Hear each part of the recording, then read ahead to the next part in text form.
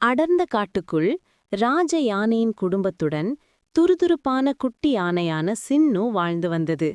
கிங்கி என்ற குரங்கும் சின்னி என்ற முயலும் சின்னுவின் நெருங்கிய நண்பர்கள். ஒருநாள் அவர்கள் மூவரும் விளையாடிக் கொண்டிருந்தபோது அபாயகரமான ஆழமான பள்ளத்தைக் கண்டனர். மறுநாள் சின்னு தனியாக காட்டுக்குள் சென்று கொண்டிருந்தபோது ஒரு புலி சத்தமாக உருமுவதைக் கேட்டு பயந்து மரத்துக்குப் பின்னால் ஒளிந்து கொண்டது. சின்னு தனியே சென்றபோது பாதையில் பள்ளத்துக்கு அருகில் காலில் முள்குத்தி அவலிப்பட்டு கொண்டிருந்த புலியைக் கண்டது. முதலில் பயந்தாலும் அதன் அழுகுரல் கேட்டு இரக்கப்பட்டு, "கவலைப்படாதே புலியாரே, நான் உனக்கு உதவி செய்கிறேன்" என்று கூறி தைரியமாக அதன் காலை பிடித்து முள்ளை அகற்றியது.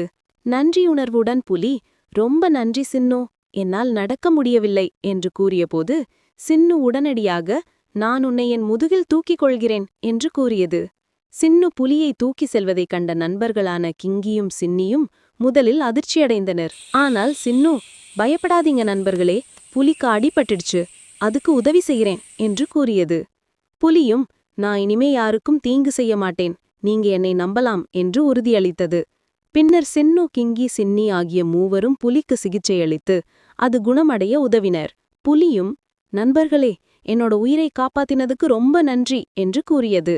ராஜயானை இதைக் கண்டு சின்னுவை பாராட்ட, புலியும், "ராஜயானையே, என்னோட நன்றி" என்று மரியாதையுடன் கூறியது. இறுதியில் புலி இனிமேல் யாருக்கும் தீங்கு செய்யாமல் சின்னுவின் நண்பனாக மாறி அனைவரும் ஒற்றுமையுடனும் அன்பாகவும் மகிழ்ச்சியுடனும் வாழ்ந்தனர். இக்கதையின் நீதி: ஆபத்தில் இருப்பவர்களுக்கு உதவும் குணம் இருந்தால் எதிரியும் நண்பனாவான்.